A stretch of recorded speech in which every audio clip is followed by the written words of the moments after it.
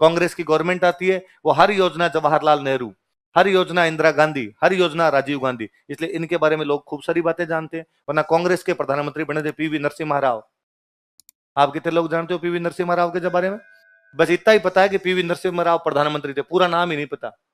वरना जवाहरलाल नेहरू के बारे में तो हमें अभी जानते हैं, पापा कौन थे, मम्मी कौन थे, दिवस कब मनाया जाता है। जिसके बारे में बताया जाएगा सरकारों द्वारा उसी के बारे में पता रहेगा, जिसके बारे में नहीं बताया जाएगा उसके बारे में पता। देवगौड़ा भी भारत के प्रधानमंत्री बने थे, पर देवगौड़ा के बाद में आगे हम कुछ नहीं जानते, क्योंकि देवगौड़ा की पीढ़ियों ने तो राज किया नहीं। देवगौड़ा की पार्टी आगे प्रधानमंत्री और बनाती तो देवगौड़ा के बारे में कुछ ना कुछ लिखवा देते। मैं तो और कहता हूं, शास्त्री जी के बारे में कितने जानते हैं? यदि शास्त्री जी का जन्म 2 अक्टूबर को ना हो तो शास्त्री जी की जयंती याद नहीं रहे। अक्सर कई बार लोग कहते हैं देखो महात्मा गांधी के चक्कर में शास्त्री की जयंती बुला दी गई। मैं कहता हूं भला मानो 2 अक्टूबर को है, महात्मा गांधी के चक्कर में शास्त्री जी की याद हो गई, वरना महात्मा गांधी की तो मनाते। शास्त्री की यदि 2 की जगह 7 या 10 होती, शास्त्री की कोई नहीं जानता। लोग बताओ फिर देखे कि अपने नरसिम्हा राव की जयंती कितने लोग जानते हैं कि कब आती है जयंती? देवगौड़ा की जयंती कब आती है? आई के गुजराल की जयंती कब आती है? प्रधानमंत्री तो बने थे भारत के, तो वैसे शास्त्री जी बन के रह जाते। पता उन्हीं के बारे में चलता है जिनके बारे में सरकारों द्वारा बताया जाता है। आज सरकारें यह है, उस टाइम की सरकारें वो थी। आई बात सिंपल सी। ये मैं कहता हूं बीजेपी की गवर्नमेंट आ गई इसलिए अटल बिहारी वाजपेयी के बारे में फिर भी योजना वगैरह शुरू हो गई, वरना वाजपेयी को नहीं जानते आगे आने वाली पीढ़ी कि कौन था कौन नहीं था। तो जब आपकी पीढ़ियां, आपकी पार्टी, आपकी विचारधारा राज करेगी तभी आपके बारे में चीजें पता चलेगी, वरना चीजों को पता। ये बीजेपी आई तो बीजेपी ने योजना निकाली दीनदयाल उपाध्याय, तो लोगों ने कहा है कौन है, हम तो जानते ही नहीं। तो बीजेपी ने कहा नहीं साहब, पहले हमारी पार्टी थी जनसंघ, और जनसंघ के संस्थापक श्यामा प्रसाद मुखर्जी और दीनदयाल उपाध्याय थे। तो इतने साल तक हमने नहीं जाना। बीजेपी ने कहा इतने साल हमारा राज ही नहीं था, राज कांग्रेस का था, कांग्रेस का राज था, तो कांग्रेस दीनदयाल उपाध्याय के नाम पर क्यों चलाएगी योजना? ये बीजेपी एक योजना बता दो इंदिरा गांधी राजीव गांधी के नाम पे चलाती हो तो। मैं कहता हूं इनका यदि 50 साल और लगातार रह जाए तो भाई राजतंत्र जैसा नहीं, लोकतंत्र चेंज हो सकता है, 5 साल बाद में चेंज हो जाए। यदि राजतंत्र हो और आगे इन्हीं का राज रहे तो लोग भूल जाए इंदिरा गांधी राजीव गांधी नाम के लोग इस दुनिया पर पैदा हुए थे। सारी बिल्डिंग खत्म कर दो, नए नाम लगा दो वहां पर, इतने में खत्म हो जाएगी चीजें अपने आप में। तो आगे चंद्रसेन की पीढ़ियां राज नहीं कर पाती है, इसलिए चंद्रसेन के बारे में जानकारियां नहीं है। उदय सिंह की पीढ़ियों ने राज किया और वो मुगलों के सहयोगी थे। चंद्रसेन मुगलों का क्या था, इसलिए चंद्रसेन क्या कहा जाता मारवाड़ का, है ना? ये तो रेऊ है जो इसको बाहर निकाल रहा है, वरना तो भूला हुआ ही रहता। बीएन रेऊ नहीं आते, और बीएन रेऊ यदि चंद्रसेन वाली हिस्ट्री नहीं पढ़ते तो कुछ भी पता ही नहीं चलता हमें चंद्रसेन के बारे में। क्या अभी तक भी चंद्रसेन के बारे में खूब सारी चीजें हैं जिनके बारे में कोई जानकारियां नहीं, और अपने डंके डंके इतिहासकार इतनी मूर्ख बातें करते हैं जिसकी हद नहीं। अक्सर मैं बड़ा यूं हंसता हूं इन बातों पे कि कोई आदमी कह देता है महाराणा प्रताप अकेले लड़े थे अकबर के खिलाफ। जब महाराणा प्रताप लड़ रहे थे राजस्थान के सब राजा मुगलों के साथ में खड़े थे। मारे सब कहां खड़े थे? ये 2-4 आमेर जैसलमेर बीकानेर वालों को गिन के तुम सब कहते हो। चंद्रसेन उसी टाइम में लड़ रहा है, उसी टाइम में डूंगरपुर वाला आस्करन और बांसवाड़ा वाला प्रताप सिंह है, उसी टाइम में जालौर का ताज खान है, उसी टाइम में सिरोही का सुल्तान है, उसी टाइम में ईडर का नारायण दास है। सारे के सारे तो मिले में। और मतलब लॉकडाउन में और एक ख्यात पढ़ रहा था, पुरानी एक ख्यात पढ़ रहा था, उहड़ राठौड़ों की ख्यात है। उस उहड़ राठौड़ों की ख्यात में वर्णन है कि जैसलमेर के राजा हर राज मर जाते हैं। कौन मर जाते हैं? जैसलमेर के राजा हर राज। तो चंद्रसेन और प्रताप दोनों एक साथ वहां पर बैठने के लिए गए। बैठना समझते हो? कोई मर जाता था अपने वहां, तो चंद्रसेन और प्रताप दोनों एक साथ वहां बैठने के लिए गए। तो पहले यहां से वो ये मारवाड़ में मिलते हैं, प्रताप यहाँ मेवाड़ से मारवाड़ आता है, चंद्रसेन मारवाड़ में था। यहां से दोनों जाते हैं आबू। आबू में वहां पर देवल रहते थे, देवल राजपूत थे, प्रतिहारों की एक ब्रांच है देवल। देवल महाराणा प्रताप के सहयोगी थे। देवल आबू के अंदर वहां पर मुगलों को परेशान कर रहे थे, इसलिए महाराणा प्रताप चंद्रसेन देवल गए, और देवल जाके वहां सॉरी आबू गए। आबू में देवलों को राणा की उपाधि थी। किसकी उपाधि थी? महाराणा प्रताप ने कहा मैं राणा हूं, इसी प्रकार तुम भी मुगलों से लड़ रहे हो तो तुम भी यहाँ के क्या हो? राणा। फिर दोनों वहां से देवलों के उस प्रतिनिधि को साथ में लेके जैसलमेर गए, हर राज के वहां पे घर पे बैठे। जाने से पहले वो नागाना गए, नागणेची माता के मंदिर में दोनों ने धोख लगाई। फिर हर राज के गए, हर राज के बैठे। बैठने के बाद में चंद्रसेन वापस सिवाना की तरफ चला गया, प्रताप सिंध की तरफ गए, सिंध में जाके मुगलों का कैंप लूटा और वहां से वापस आ गए। ख्यात की साफ साफ लाइन है, पूरे ख्यात का पैराग्राफ है, पुरानी पुरानी लिखी हुई ख्यात है। अब किसी इतिहासकार का इस ख्यात पे ध्यान नहीं पड़ी तो इतिहासकार कोई कभी प्रताप और चंद्रसेन तो मिले ही नहीं। प्रताप की बहन की शादी चंद्रसेन से की हुई है। रियल साले बहनों ही लगते हैं आपस के अंदर, तो रिश्तेदारी में मिल लिए होंगे, कभी शादी ब्याह में मिला बुला लिया होगा कि साहब हमारे ब्याह इसके अंदर है ना, उसके अंदर ही मिल लिए होंगे। और तुम यार कुछ का कुछ ही बना दे। आरपीसी का साफ साफ सवाल है कि कौन से राजा की प्रताप से मुलाकात नहीं हुई, इनका उत्तर मना हुआ है चंद्रसेन। मुझे इन पे हंसी आती है कई बार कि यार तुम्हारे पेपर बनाने वाले का थोड़ा बहुत स्टैंडर्ड रख लिया करो थोड़ा। इसलिए वो जो कल आप मेरे से सवाल पूछ रहे थे, कौन आप में से, कि राठौड़ों का पहला राजा कौन था, तो इन्होंने 4 ऑप्शन दिए, इन्होंने कहा हमारे बारे में से बता। इनको सिया से कोई लेना देना नहीं है। आप जब सवाल ही दे रहे राठौड़ों का पहला राजा कौन था, तो सिया था। आपने सिया ऑप्शन नहीं दिया, अब आपने 4 बना दिए। फिर इनको कोई ऑब्जेक्शन कर दिया, इन 4 में से पूछा था हमने तो पहला। अरे पहले का मतलब तो वही होता है ना जो सबसे पहले बनता है। तो अपने भूंगड़ है सारे के सारे ढंग से, न तो इनको इतिहास पढ़ना आता है, न इनको इतिहास लिखना आता है। इसलिए मुझे कई बार लगता है कि यार इतिहास की बेसिक समझ जो स्टूडेंट के अंदर होनी चाहिए ना, वही अपने न तो स्टूडेंट में विकसित हो पाती, क्योंकि टीचर ही नहीं मिलता अपने को वैसा, न अपने टीचर के अंदर वो समझ हो पाती क्योंकि अपनी किताबें वैसी नहीं है, ना किताबों में वो समझ है क्योंकि इतिहासकारों को आता ही नहीं कुछ। और अपने इतिहासकार रोमिला थापर जैसे लोग है बाद में, जिनको ये लगता है कि भगवान कृष्ण पहले हुए थे, राम जी बाद में हुए थे, अशोक पहले हुआ था और युधिष्ठिर ये जो हुए थे ये उसके बाद के अंदर, महाभारत उसके बाद में हुई थी। जिस आदमी का दिमाग इस दिशा में चलने लग जाए उससे आप उम्मीद करोगे हिस्ट्री अच्छी लिख देंगे। और आप किसी ढंग के स्टोरियन को, आज भी जो स्टोरियन उनको पूछो कि भाई ये जो रेफरेंस उठाया कहां से उठाया, वो कहता रोमिला थापर ने लिखा। अरे वही तो गलत लिख गई, नींव ही गलत पड़ गई तो आगे हिस्ट्री को सुधारा भी कैसे जा सकता है। तो रेव वगैरह का फिर भी थोड़ा योगदान है कि चंद्रसेन के बारे में थोड़ी बहुत बातें लिख के चले गए, वरना तो कुछ भी नहीं आता। मुझे लगता है एक राजा जिसने लगातार 12 साल तक मुगलों से लड़ाइयां की है, आप देख लो दुर्भाग्य क्या है कि हमें एक भी युद्ध नहीं पता उसका। देखो मैंने आपको एक पन्ना भरा है, एक भी युद्ध का नाम नहीं लिखा, वरना प्रताप के बारे में तो पढ़ते हैं हल्दी घाटी का युद्ध, दिवेर का, क्योंकि उसके वंशजों ने आगे राज किया तो वो लिखवा गया, हल्दी घाटी में जीते, दिवेर में जीते। यहाँ चंद्रसेन के बाद में युद्ध ही नहीं पता। लड़ाई की तो कहां लड़ाई की, कौन सी जगह लड़ाई की, कोई युद्ध का नाम तो पर पता ही नहीं। उसने मुगलों की अधीनता तो स्वीकार की नहीं थी, तो इसका मतलब लड़ाई तो कर रहा है पर हम युद्ध भी नहीं जानते उसके। धीरे धीरे चंद्रसेन को तो खंगालने की आवश्यकता है। ये तो आरपीसी का एक मामले में बहुत अच्छा प्रशंसक हूं कि आरपीसी ने चंद्रसेन के सवाल पूछ पूछ के कम से कम अपने को यह तो बाध्य कर दिया कि चंद्रसेन को पढ़ाओ और पढ़ो। कि भाई उसने भले इतना ही पूछा हो मारवाड़ का प्रताप किसे कहा जाता है, कि चंद्रसेन को। अब इस चक्कर में अपने को एक पन्ना पढ़ना पड़ गया। अब लगता है पिछली बार मारवाड़ का प्रताप पूछा था, अगली बार कहीं ये पूछ ले मारवाड़ का भूला बिजरा राजा किसी को तो बताना पड़ेगा। अगली बार को ये पूछ ले सिवाना के किले पर कब्जा करने वाले मुगल सेनापति का नाम क्या था, तो बताना पड़ेगा। तो कम से कम 10 सब बात पढ़ते तो है। तो चंद्रसेन तो आप जब कंपटीशन वाले बच्चे चंद्रसेन के बारे में पढ़ते तो ऊपर बैठ के पुष्प वर्षा करता होगा आप पे कि मेरे तो परिवार वालों ने याद नहीं किया, धन्य हो तुम, धन्य है तुम्हारे माता पिता जो याद तो कर रहे हैं कम से कम। मालदेव के सबसे बड़े बेटा था, उसका नाम था राम। क्या नाम था? फिर एक बेटा था उसका नाम था उदय सिंह, फिर एक बेटा था उसका नाम था चंद्रसेन। बड़ा बेटा कौन है? राम के बाद में, उदय सिंह के बाद में। मालदेव ने इसको राजा नहीं बनाया, राम को राजा नहीं बनाया, उदय सिंह को भी राजा नहीं बनाया, वो इन दोनों को बाईपास करके राजा किसको बना गया? तो कौन कौन से 2 भाई नाराज होंगे बताओ देखे? एक तो होगा राम और एक कौन सा? उदय सिंह। तो राम चंद्रसेन के खिलाफ युद्ध छेड़ देता है, तो चंद्रसेन और राम के बीच में युद्ध होता है नाडोल का युद्ध।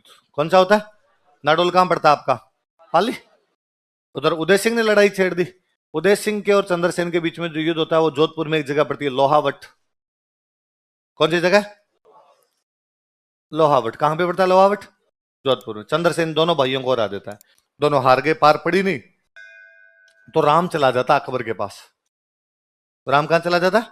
अकबर को। और अकबर को जाके उसने कहा कि बादशाह अकबर, मैं मालदेव का सबसे बड़ा बेटा हूं, लेकिन पिताजी मेरे को राजा नहीं बना के गए, हमारे तीसरे भाई चंद्रसेन को राजा बना गए, तू हमारी सहायता कर। अकबर को मजा आ गया, क्योंकि मालदेव शक्तिशाली राजा था, इसलिए अकबर की मालदेव पर आक्रमण करने की कभी भी हिम्मत नहीं हुई। अब तो मालदेव के खुद के बेटे लड़ रहे हैं, तो एक तो मौका मिल रहा है। फिर एक बेटा तो उसके पास ही आया बेटा, उसने कहा राम पक्की सहायता करेंगे, चिंता मत कर। और अकबर अपना एक सेनापति भेजता है इधर, हुसैन कुली बेग। कौन सा सेनापति भेजता है? हुसैन कुली बेग नाम का एक सेनापति भेजा उसने 1564 में। कब भेजा? 1500। कौन से सेनापति को? हुसैन कुली बेग। किसकी सहायता के लिए? राम की सहायता। किसके खिलाफ आक्रमण करने के लिए?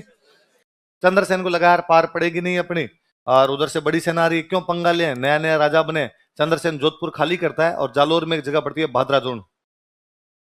कौन सी जगह? चंद्रसेन चुपचाप अपने कहां जाके बैठ जाता है? भाद्राजोन। अकबर इधर कहां पर कब्जा कर लेता है? जोधपुर। इधर 1570 आ गया, अकबर अजमेर आया हुआ था।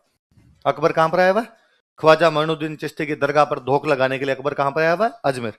अकबर इस दरगाह पे 14 बार आके गया था। कितनी बार आके गया? और इस दरगाह को उसने 18 गांव दान में दिए थे। कितने गांव दान में दिए? कि भाई इन 18 गांव की जो भी इनकम आएगी अकबर नहीं रखेगा, वो इनकम कौन रखेगी? दरगाह। कितनी बार पैदल आके गया? कितनी बार आके गया यहाँ पे? 14 बार आके। कितने गांव दान में देके गया? एक बार ऐसा है, वो कब आया हुआ था यहाँ पे? 1570। कहां पे आया हुआ है? अजमेर। उस साल अपने भयंकर अकाल पड़ा हुआ। राजस्थान में अकाल ज्यादा पड़ते ही थे, उस साल और भयंकर अकाल पड़ा हुआ। अभी होता है ना कई बार, मान लो अपने कोई बड़ा नेता आया हुआ अपनी कॉलोनी में, तो कॉलोनी वाले सारे जाते हैं साफ सड़क बनवाओ, हमारे लाइटें नहीं, लाइटें लगवाओ। तो पहले बड़े नेता ये राजा महाराजा होते, तो अकबर के पास में लोग गए और जाकर कहा कि बादशाह अकबर, हमारे अकाल पड़ा हुआ है, अकाल में सहायता तो कर दे यार थोड़ी। तो अकबर ने कहा ठीक है, बताओ क्या सहायता करनी है यार, चला को अकाल राहत काम चला। तो उसने कहा ठीक है, मैं तुम्हारे राजाओं से बातचीत करता हूँ, तुम्हारे राजाओं से बातचीत करके कोई हल निकालते हैं। तो उसने अपने पश्चिमी राजस्थान के राजाओं के पास में मैसेज किए कि लो सारे नागौर राजाओं बैठ के बातचीत करेंगे। कहां पर आ जाओ? तो उसने अपना दरबार कहां पे लगा लिया? नागौर में दरबार लगा लिया। अब पश्चिमी राजस्थान में अपने 3 बड़ी रियासतें पड़ती थी, बीकानेर, जोधपुर, जैसलमेर। कौन कौन सी थी? बीकानेर में राजा था कल्याणमल। राजा कौन है? ये आ गया। जैसलमेर का राजा था हर्राज। राजा कौन था? हर्राज। ये आ गया। इधर चंद्रसेन का एक भाई है ना, उदय सिंह, ये पहुंच गया। ये चंद्रसेन से पहले ही चला गया। ये गया उदय सिंह और इसने जाके, ये तीनों वहां पहुंचे पहले। कौन कौन आपके? बीकानेर का कल्याणमल, जैसलमेर का हर्राज और चंद्रसेन वाला भाई। कि हाँ भाई बता अकबर, तेरा समाचार आया था कि नागौर आके मिलो, अकाल की कोई बात करनी है। अकबर ने कहा बैठो रे एक बार, चाय पानी पियो। अरे अकाल की बात तो करते रहेंगे, पहले ये बताओ तुम में से संधि कौन कौन कर रहा है? और अकबर ने कहा यार देखो, लड़ाई में कुछ ही नहीं पड़ा, लड़ोगे तो तुम्हारे भी घाटा और मेरे भी घाटा। मेरे घाटा कम होगा और तुम्हारे ज्यादा होगा। मेरे पास तो बड़ी सेना है, तुम मर जाओगे। वैसे तुम्हारे हर साल अकाल पड़ते हैं, खाने के तुम्हारे पास दाने नहीं है, कहां से इतनी सेना लाओगे? तो अपने संधि कर लेते हैं, तुम तुम्हारे राज करो, मैं मेरे राज करूंगा, मैं तुम्हें डिस्टर्ब नहीं करूंगा, तुम मुझे डिस्टर्ब मत करना। इन तीनों ने हाथों हाथ बात मान ली, इन तीनों ने अकबर से संधि कर ली। तो कोई पूछेगा 1570 में नागौर में अकबर से कौन कौन संधियां कर लेता है? बीकानेर का कल्याणमल, जैसलमेर का हर्राज और चंद्रसेन का भाई उदय सिंह। चंद्रसेन का भाई उदय सिंह अभी तक राजा तो है नहीं कहीं का, पर इसने संधि कर ली। ये बात हो गई पहले दिन। अगले दिन यहां पर आता है चंद्रसेन। चंद्रसेन को भी समाचार थे, अकाल की बात करने के लिए आओ। चंद्रसेन आया। चंद्रसेन को आते ही पता चला कि यहाँ पे तो अकाल की बात है नहीं, बात हो रही है संधि की। किसकी हो रही है? और उसे पता चला कि वो बात भी अपने भाई ने तो कर ली, उदय सिंह ने कर ली। तो उसको लगा अकबर से मिलने में क्या फायदा है, जिस काम के लिए आए थे वो काम तो यहाँ पे है नहीं। तो चंद्रसेन अकबर से बिना मिले चुपचाप अपने बादराजून चला गया। कहां पे चला गया? तो अब कोई पूछेगा क्या चंद्रसेन नागौर दरबार में आया था? हाँ आया था। क्या उसने अकबर से मुलाकात की? नहीं। क्यों मुलाकात नहीं की? उसका भाई उदय सिंह पहले संधि कर चुका था और अकबर का झुकाव किसकी तरफ था? उदय सिंह। इसलिए चंद्रसेन चुपचाप वापस कहां चला गया? बादराजून। अकबर को बड़ा गुस्सा है कि अच्छा तुम यहां तक आओ और मेरे से मुलाकात नहीं करो। फिर उदय सिंह ने भड़का दिया कि साहब मैंने तो पहले ही कहा था ये सही आदमी नहीं है, आप तो मुझे राजा बनाओ। अकबर ने कहा तुझे राजा तो बाद में बनाएंगे, पहले इसका तो देखते हैं। तो अकबर अटैक कर देता बादराजून। कहां पर अटैक कर देता? बादराजून। तो चंद्रसेन बादराजून खाली करता है और चला जाता सिवाना। कहां चला जाता? सिवाना मारवाड़ के राठौड़ों की शरण स्थली है। इसके बाद भाई 1570 के बाद अकबर ने अटैक करने बंद नहीं किए और चंद्रसेन ने अकबर की अधीनता स्वीकार नहीं। वो लड़ता रहा, जहां उसे लोकेशन मिलती रही, यहाँ पे अपने पार नहीं पड़ेगी तो आगे चले जाएंगे, यहाँ पार नहीं पड़ेगी वापस आ जाएंगे। लगातार लड़ाइयां की। हम कहते हैं जिस प्रकार मेवाड़ में प्रताप लड़े थे, उसी प्रकार मारवाड़ में कौन लड़े थे? चंद्रसेन। इसलिए कहते हैं वो मारवाड़ के क्या है? प्रताप। बीच में 3-4 साल के लिए चुप्पी सी रही, कोई इधर लड़ाई दंगे ज्यादा हुए नहीं। मैं बताऊंगा आगे चुप्पी भी क्यों रही। 1574 के आसपास में चंद्रसेन ने वापस मुगलों पर अटैक करने शुरू किए। तो सिवाना से बाहर निकल के आता है, जोधपुर की तरफ मुगलों के कैंप उड़ाने शुरू करता है। जोधपुर पे, बहादुरगढ़ पे, यहाँ पे किसका कब्जा हो रखा है? मुगलों का। वो कहां पर बैठा हुआ है? सिवाना। अब वो 1574 के आसपास वापस कैंप उड़ाता है। तो अकबर को लगा क्या किया जाए। तो 1574 में अकबर एक बीकानेर के राजा को अटैक करने के लिए भेजता है, राय सिंह। बीकानेर का राजा कौन है? 1574 में कल्याणमल मरता है। कल्याणमल के मरते उसका बेटा राजा बनता है। उसके बेटे का नाम क्या है? राय सिंह। और कहा राय सिंह तू देख आ रही है मैटर। तो 1574 में जोधपुर पर आक्रमण करने के लिए कौन आया? राय सिंह। उस समय चंद्रसेन के पास में मुख्यतः 2 किले थे। एक किला है सोजत का किला, एक किला है सिवाना। कौन कौन से किले हैं बताओ देखिए? सोजत और सिवाना। सोजत का किला इसने अपने एक बंदे को सौंप रखा था। उस बंदे का नाम था कल्ला राठौड़। बंदे का नाम क्या था? वो नहीं जो हमने पहले पढ़ा था, वो तो 1568 में मृत्यु होगी, 4 हाथ वाला देवता। तो ये दूसरा बंदा। सिवाना का किला उसने अपने एक बंदे को और सौंप रखा था, पत्ता राठौड़। किसको सौंप रखा? ये भी वो नहीं है, वो जो हमने पढ़ा पत्ता चुंडावत है। ये बंदा कौन है? पत्ता।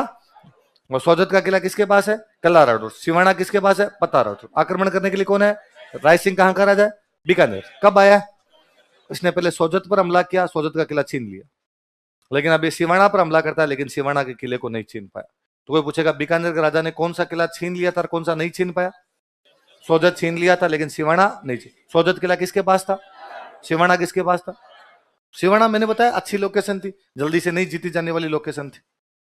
अकबर को लगा अब क्या किया जाए। अकबर ने अपना एक सेनापति चेंज किया। इस बार एक नया सेनापति भेजा, शाहबाज खान। कौन सा सेनापति भेजा? और 1576 में शाहबाज खान सिवाना का किला जीत लेता है। मारवाड़ की संकटकालीन राजधानी एक प्रकार से तो कौन सी है? सिवाना। तो अकबर को लगा कि जब शाहबाज खान ने मारवाड़ की संकटकालीन राजधानी सिवाना छीन लिया, तो क्यों ना इसे मेवाड़ भेजा जाए। और अब मेवाड़ की संकटकालीन राजधानी छीन तू। और हम पढ़ते हैं कि शाहबाज खान कुंभलगढ़ पर 3 आक्रमण करता है, 77, 78, 7। लेकिन कुंभलगढ़ पर वो कब्जा। जुड़ रही है चीजें समझ में? इसी साल चंद्रसेन को एक बड़ा घाटा और होता है। इसी 1576 में जैसलमेर का राजा है हर्राज। जैसलमेर का राजा कौन है? अभी मैंने बताया नागौर दरबार में हर्राज आया था, अकबर से क्या कर लेता है? संधि। तो ये किसकी तरफ है? अकबर। और इसने पोखरण के किले पर हमला कर दिया। कौन से किले पे कर दिया? पोखरण। अब वो पोखरण का किला घेर के बैठा हुआ है। अब चंद्रसेन फंस गया। अब क्या किया जाए? किला बचाया जाए कि नहीं बचाया जाए? और चंद्रसेन को लगा अपने पास सेना कम है, और यदि पोखरण के किले को बचाने की कोशिश की गई तो सेना मर जाएगी अपने, फिर अकबर से लड़ेंगे कैसे अपने। इसलिए हर राज को कहता है तो भाई तेरे को पोखरण का किला चाहिए? उसने कहा हाँ। कहते कि लड़ेंगे तो हो सकता है मैं हार जाऊं और तू किले पे कब्जा कर ले, लेकिन तेरे भी बंदे तो मरेंगे। ये तो है नहीं कि हमारे को 10 मरे और भाई हमारे तो 1000 मरे, तेरे 10 मरेंगे तो किले पे कब्जा कर लेगा। हमारे 1000 मरेंगे, तेरे 1500 लेके मरेंगे। इससे अच्छा है तेरे को किला चाहिए, मैं तेरे को बेच देता हूं, खरीद ले, मेरे को रुपए चाहिए। चंद्रसेन अब इधर उधर भटक रहा है, तो उसके पास रुपए की कमी पड़ गई। तो उसने कहा रुपए कितने लेगा? तो कहा 1 लाख रुपए में दे दूंगा। 1 लाख रुपए में किला बहुत सस्ता था, पौने पौने दामों में किला मिल रहा था। हरराज ने कहा ठीक है, बिना लड़ाई के 1 लाख में मिलता है तो ले ले। तो 1576 में चंद्रसेन को एक किला बेचना पड़ गया था। कौन सा किला? पोखरण। किसको? ये दिखाता है कि चंद्रसेन की आर्थिक स्थिति। अब देखो हालात, आप जोधपुर हाथ से निकल गया, आपके भद्राजुन निकला हुआ था, सोजत निकल गया, सिवाना निकल गया, पोखरण निकल गया, सारे के सारे आपके आप निकले हुए। अब क्या किया जाए? तो मालदेव लगा और चंद्रसेन को लगा अब कोई नया पंगा करना पड़ेगा आपने। तो चंद्रसेन यहां से निकलता है। मुगलों के पास में था मालवा। मुगलों के पास में क्या था? ये मालवा पे अटैक कर देते हैं। इसने कहा अपने मुगलों का पूरा ध्यान अपनी तरफ लगा हुआ है, अपने इधर से निकल के मालवा की तरफ चलते हैं, मालवा पे अटैक कर देते हैं। और मालवा में वहां मुगलों का जितना टैक्स था वो लूट लिया। और वहां मालवा में मुगलों का एक सेनापति था जलाल खान। कौन था? मालवा में एक इलाका पड़ता है रामपुरा। कौन सा इलाका है? आपको याद हो तो रामपुरा में वर्षा ऋतु के बाद मराठों के खिलाफ युद्ध करेंगे, पढ़ा था हमने। उस रामपुरा में जलाल खान को मार देता, वहां से सारा उनका धनवान लूट के लाता पूरा, ताकि मुगलों पे कुछ तो प्रेशर उधर बनाया जाए, ताकि अपने वाला इलाका खाली करेंगे। मैंने अभी बताया कि आर्थिक स्थिति खराब हो गई थी, लेकिन अब आर्थिक स्थिति, थोड़े पैसे मिले मालवा से, उधर से लूटपाट करके लाए तो पैसे थोड़े हो गए अपने पास। पैसे हो गए तब सेना वेना वापस जुटाई। 1581 में, लिखना नहीं है सुनना इधर बात, 1581 में चंद्रसेन मुगलों से अजमेर छीन लेता है। मुगलों से क्या छीन लेता है? ये एक बड़ी जीत है। अजमेर मुगलों का राजस्थान में सबसे बड़ा अड्डा है। राजस्थान को कंट्रोल मुगल यदि कहीं से बैठ के करते हैं तो कहां से करते हैं? अजमेर से। और वो कौन छीन लेता है? चंद्रसेन। कब? अब मैं एक चीज और बताता हूं, आप गौर करना। 1581, 1582, 1583। 1581 में मारवाड़ का चंद्रसेन मुगलों को अजमेर में हरा के उनसे क्या छीन लेता है? अजमेर। 1582 में महाराणा प्रताप दिवेर के युद्ध में मुगलों की पूरी सेना मार देते हैं। 1583 में दत्तानी के युद्ध में सिरोही का सुल्तान मुगलों की पूरी सेना मार देता है, पढ़ा था। इसलिए 85 के बाद राजस्थान पे मुगलों ने कोई अटैक नहीं किया। वो भी तो यार समझदार होंगे, उनके भी समझ आ रहा था कि हर कोई जब लंका लगा रहा है, तुमसे प्री में क्वेश्चन 25 ही सही नहीं हो रहे हैं, तो कांस्टेबल का दे लिया जाए पेपर। फिर आरएस की तरफ ध्यान ही क्यों दिया जाए? लगातार 3 साल मुगल 3 बड़े युद्ध हारते हैं। इसलिए अकबर भाई, उसके बाद अकबर, ये तो है नहीं कि अकबर ने अटैक करने बंद कर दिए, या तो भाई अशोक की तरह हो। अशोक के लिए कहा जाता है कलिंग युद्ध के बाद उसने भारत में कोई भी आक्रमण, उसका हृदय परिवर्तन हो गया और उसने कहा भाई इतने मिनख मरते हैं यार, आज के बाद में कोई भी लड़ाई नहीं करूंगा। तो कलिंग मतलब उड़ीसा, कलिंग मतलब, तो उसने उड़ीसा पर एक अटैक किया था, उसमें कितने लोग मरे, तो उसके बाद अशोक ने अपने जीवन में दोबारा कोई अटैक किया नहीं। अकबर ने तो खूब अटैक किए। अकबर 85 के आसपास इधर आपके घूम रहा है, काबुल पर कब्जा कर लिया उसने, 91 के आसपास उसने कश्मीर पे कब्जा किया है, 92 के आसपास उसने उड़ीसा पर कब्जा किया है, 95 के आसपास साउथ इंडिया पे कब्जा कर रहा है। मतलब काबुल पे कब्जा कर रहा है, कश्मीर पे कर रहा है, पंजाब पे कर रहा है, बंगाल पे कर रहा है, उड़ीसा पे कर रहा है, साउथ पे कर रहा है। दिल्ली से इतने दूर पड़ते हैं वो कर रहे हैं, दिल्ली के सबसे नजदीक है राजस्थान, वहां नहीं कर रहा। इतनी दूर क्यों जा रहे हो आप, पहले राजस्थान पे तो कंट्रोल करो। पर आपके समझ आ गया था कि राजस्थान अपने कंट्रोल में अब नहीं आएगा, बहुत अच्छे से क्लियर चीज समझ में आ गई थी। और दुर्भाग्य चंद्रसेन का, 1581 में अजमेर जीतता है। इसी साल वो अजमेर जीतने के बाद पाली के आसपास में रुका हुआ था। पाली में एक गांव पड़ता था सिंचियाई। कौन सा गांव था? सिंचियाई नाम का एक गांव था। वो सिंचियाई नाम के गांव में पहाड़ों के अंदर रुका हुआ था। वो पहाड़ियां, जो उन पहाड़ियों का नाम है सारण की पहाड़ियां। कौन सी पहाड़ियां? पाली में सारण की पहाड़ियां, उनमें गांव है, गांव का नाम क्या है? सिंचे। यहां पे रुका हुआ है चंद्रसेन। साथ वालों ने चंद्रसेन को कहा कि अब अपनी स्थिति थोड़ी ठीक हो गई, अपने पास रुपए भी हैं, अपने अजमेर भी इधर से जीत लिया, उधर से मालवा से भी अपने वो पैसे लेके आ गए, अब थोड़ा ठीक है, सेना थोड़ी और बढ़ाते हैं अपने। हाँ भाई, सेना बढ़ाई जाए। क्या किया जाए सेना बढ़ाने के लिए? तो यार अपने से जो नाराज है ना, उनको अपने पक्ष में करते हैं। नहीं तो चुनाव के टाइम में कि भाई जो अपने नाराज है उसको तो अपने से वोट मिलवाए, तो उससे पहले जाके मिल के आते हैं। तो कई भाई बंधु अपने नाराज हो रखे, इतना लंबा संघर्ष चलता है तो कोई ना कोई भाई नाराज हो ही जाता है। इनको राजी कर लेते हैं ताकि भाई तो साथ में रहे, बाद में दुश्मनों को देखेंगे तो वह ठीक है। तो यही एक सामंत रहा करता था चंद्रसेन का। चंद्रसेन से नाराज था बेरीसाल। क्या नाम था? तो कहा बेरीसाल नाराज चल रहा है अपने से, बेरीसाल को राजी करते हैं। तो ठीक है, लो चलो क्या करना पड़ेगा, मैं खुद चल लेता हूँ बेरीसाल के घर पे, बेरीसाल राजी हो जाए तो। कि हाँ आप तो चल के उसके घर पे खाना खा लो। तो बेरीसाल राजा जी खुद मेरे घर पे खाना खाने के लिए आ गए, इससे बड़ी बात और क्या होगी? तो ठीक है। तो बेरीसाल के घर पे खाना खाने के लिए गया, कहते जब वापस लौट रहा था तो उल्टियां करते हुए आया था। बेरीसाल ने जहर मिला दिया था, तो चंद्रसेन की मृत्यु हो। राजस्थान के 3 राजा इस दुर्भाग्य के शिकार हुए जब उनके साथ वालों ने उनको जहर दिए थे, सांगा, राज सिंह और चंद्रसेन। राज सिंह इसी पर, राज सिंह वाला युद्ध तो और बड़ा शानदार है। राज सिंह जब यहाँ पे लड़ाइयां कर रहे थे औरंगजेब से, तो औरंगजेब का एक बेटा आक्रमण करने के लिए आया था, आजम। कौन आया हुआ था? आजम। आजम आया था। तो राज सिंह आजम के पास लेटर लिखते हैं, और आजम कहते हैं कि क्या रे छोटी छोटी सेना ले लेके आते रहते हो, कभी 1500 आदमी आते हो, और कभी 3000 आदमी आते हो, कभी 5000। एक बार डंकी लिया और डंकी लड़ाई कर लेते हैं, पर इस बार डंका युद्ध करेंगे, ढंग से आना। ये बार बार की लड़ाइयां बंद करो, जो होगा वो एक बार में देख लेंगे। और नाथद्वारा के आसपास इनको कहीं पर लड़ाई करनी थी। आजम उधर से अपनी एक लंबी चौड़ी 50-1000 की सेना लेके आ रहा था। इधर से राज सिंह जी अपनी एक कोई 30-35 हजार की टुकड़ी थी, वो लेके जा रहे थे कि लड़ लेंगे, इतने से लड़ लेंगे, 50,000 से लड़ लेंगे, कोई दिक्कत नहीं। राजसमंद में इधर कुंभलगढ़ के आसपास एक गांव था ओडा। उस ओडा नाम के गांव में और साथ वालों को लगा कि यार राज सिंह जी जिद्दी आदमी है, लड़ेंगे लड़ेंगे तो युद्ध में अपने मर सकते हैं, लड़ाई में जाओगे तो मर ही सकते हो, उसके अंदर क्या है। वो ओडा में वहां खाना खाने बैठते हैं, तब जहर मिला देते हैं। तो राज सिंह तो वो मरने लगते हैं, उनको समझ में आ जाती है भाई मेरे को जहर दे के मार रहे हैं। तो राज सिंह वहां अपने पास में एक सामंत खड़ा रहता है, कोठारिया। राजसमंद में जगह पड़ती है कोठारिया, उसको राज सिंह कहते हैं कि मरने का दुख ही नहीं, कोई नहीं, तुमने मार दिया तो मार दिया।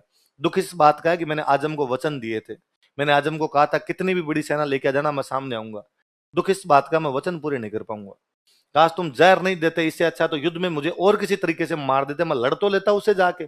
फिर वो कोठारिया का सामंत था रुकमानंद, रुकमानंद पास में खड़ा था। उसने कहा चिंता मत करो, आपके वचनों का पालन मैं करूंगा। अब भले हम हारे हैं, भले जीते हैं, लेकिन आजम से जाके लड़ लेंगे, आजम से जाके हम मर जाएंगे। रुकमानंद लड़ता है, लड़ता हुआ मारा जाता। थोड़ी सी सेना लेके गया, आजम से मरना ही था बाद में वो। पर राज सिंह को जहर दिया गया था, सांगा को जहर दिया गया था। किसको जहर दे दिया गया? कोई पूछेगा कि चंद्रसेन को मारवाड़ का प्रताप कौन कहता है, तो कौन कहते हैं? विश्वेश्वरनाथ। अरे बाद किसी ने कहा यार प्रताप राजा बने थे 1572। कब राजा बनते हैं? 1572 में राजा बनते हैं। लेकिन चंद्रसेन तो पहले ही बन गया था। चंद्रसेन तो 1562 में बन गया था, और उसके बाद से ही वो तो अकबर से लड़ाइयां हो ही रही है उसकी। तो प्रताप से पहले से ही कोई लड़ाइयां यदि चालू रखे हुआ था तो वो कौन था? चंद्रसेन रखा था। इसका मतलब प्रताप से तो आगे आगे चल रहा है वो। आगे आगे चलने वाले को कहते हैं अग्रगामी। क्या कहते हैं? अग्र मतलब आगे, गामी मतलब चलने वाला, आगे आगे चलने वाला मतलब अग्रगामी। तो नाम क्या पड़ गया? प्रताप का। पर फिर हम कहते हैं कि भाई प्रताप से आगे भी चल रहा है, प्रताप की तरह वो लड़ रहा है, लेकिन जितने फेमस प्रताप हुए उतना फेमस चंद्रसेन तो नहीं हुआ। तो हम कहते हो चंद्रसेन मारवाड़ का कैसा राजा है? बुला। मैं यहीं से वापस बात शुरू करता हूँ कि हम उसको कहते हैं मारवाड़ का बुला बिसर, कि भाई ऐसा राजा है जिसे मारवाड़ ने क्या कर दिया? बुला दिया। कि भाई चंद्र प्रताप के बारे में हम तब भी जानते थे जब आप यहाँ एडमिशन नहीं लेते। प्रताप के बारे में वह बच्चा भी जानता है जो हिस्ट्री नहीं पढ़ता, भले वो साइंस का है, भले वो कॉमर्स का है, प्रताप के बारे में नाम तो सुन ही रखा। प्रताप के बारे में जानता है, हल्दी घाटी के बारे में जानता है, चेतक के बारे में जानता है, कुछ ना कुछ नाम सुने हुए। चंद्रसेन के बारे में हम कुछ भी नहीं जानते। जब तक कोई हिस्ट्री ना पढ़े तब तक उसे चंद्रसेन के बारे में जानकारियां नहीं मिलेगी। ऐसा क्यों हुआ? तो हम कहते हैं कि भाई चंद्रसेन, प्रताप की जब मृत्यु हो जाती है तो प्रताप के मरने के बाद प्रताप के बेटे राजा बनते हैं। बेटे का नाम क्या था? अमर सिंह। उसके बाद उसके बेटे पोते, प्रताप वाली पीढ़ी राज कर रही है, पीढ़ी में चेंज नहीं है।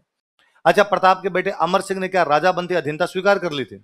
मैंने बताया था, उसने 17 युद्ध जीते हैं मुगलों के खिलाफ और फाइनली 1615 में संधि कर भी ली। वो संधि दो राजाओं के टाइम में ले दे के जारी रही, करण सिंह और जगत सिंह। राज सिंह ने तो वापस धज्जियां उड़ा दी थी।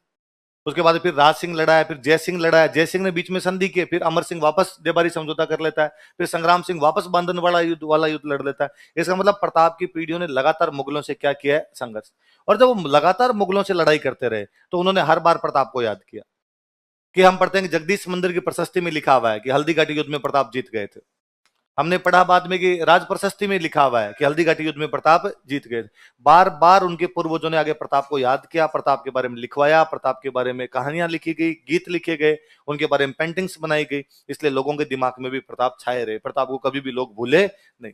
हर राजा ने अपनी सेना को मोटिवेट किया तो यही कहा वैसे ही लड़ेंगे जैसे प्रताप लड़े थे, उसी प्रकार मारेंगे मुगलों को जैसे दिवेर में प्रताप मार के आए थे, उसी प्रकार पहाड़ में रोक लेंगे मुगलों को जैसे हल्दी घाटी में प्रताप ने रोक लिया था। इसलिए कभी भी जनता के दिल से प्रताप निकल नहीं पाए। यहां मारवाड़ में यह हुआ कि चंद्रसेन मरता है, चंद्रसेन के मरते ही मारवाड़ का राजा बनता है मोटा राजा उदय सिंह।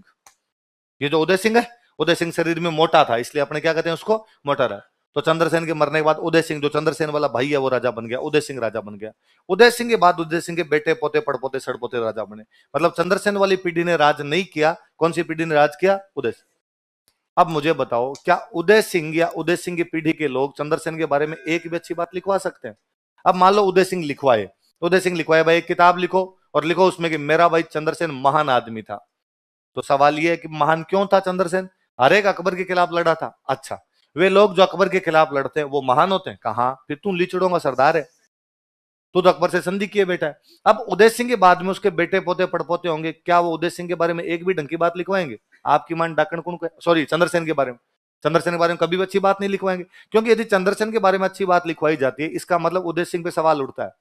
और कोई भी परिवारजन कम से कम अपने दादा परदादा पे किसी भी प्रकार का सवाल तो नहीं उठाना चाहेगा। इसलिए चंद्रसेन पर पूरे मारवाड़ में कोई किताब नहीं लिखी गई।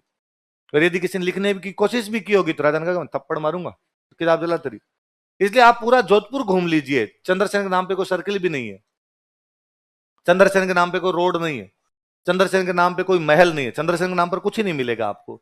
ये तो आजादी से थोड़े टाइम पहले बीएन रेऊ जोधपुर वालों की हिस्ट्री लिखने लगते हैं, तो बीएन रेऊ को ये कैरेक्टर मिला, वरना लोग तो भूल ही गए थे। लोगों को तो पता ही नहीं था चंद्रसेन नाम का कोई राजा इस प्रकार की बातें भी कर गया। रेऊ ने जब किताबें पढ़नी शुरू की तो रेऊ को पता चला कि यार चंद्रसेन एग्जैक्टली वैसे लड़ रहे हैं जैसे कौन लड़ रहा है? प्रताप लड़ रहे। तो रेऊ ने निकाल के कहा कि भाई ये मारवाड़ के क्या है? प्रताप। जब रेऊ ने कहा मारवाड़ के प्रताप तो लोगों ने कहा साहब ये तो प्रताप से पहले क्या है, प्रताप ने तो बाद में लड़ाई शुरू की, इन्होंने तो लड़ाई पहले ही शुरू कर दी। प्रताप के राजतिलक समारोह में तो चंद्रसेन गया हुआ था, तब तक तो चंद्रसेन राजा बन चुका था। तो उन्होंने कहा ये प्रताप का क्या है? अग्रगामी। फिर हमने कहा कि भाई मारवाड़ के लोगों ने भुला दिया इसलिए क्या हो गया मारवाड़ का। अच्छा, एक सवाल ये उठता है कि यार ठीक है चंद्रसेन का भाई राजा बन गया उदय सिंह, और उदय सिंह के बेटे पोते पड़पोतों ने राज किया इसलिए चंद्रसेन के बारे में अच्छी बातें नहीं लिखी। चंद्रसेन के खुद के बेटे पोते कर लेते कुछ ना कुछ। तो चंद्रसेन का बेटा था राय सिंह। बेटा कौन था? चंद्रसेन के मरने के बाद राय सिंह ने खुद नहीं मुगलों का कैंप ज्वाइन कर लिया।